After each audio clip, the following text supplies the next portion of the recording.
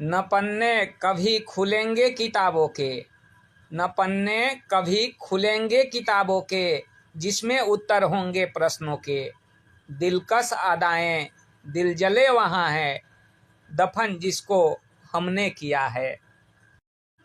कल जो सज्जन लगता था आज अजीब वही लगता है, एक ही मानव भेष बदलकर क्या क्या खेल रचा करता है। सुन अपनों की बातें हसीना जहर अपनों को देती है, दिल को कभी देने वाली दिल को छल्ली कर देती है।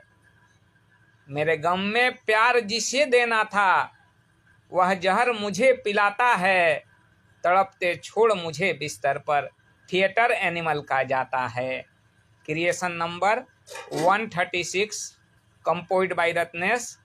शीर्षक टूट गया अटूट बंधन।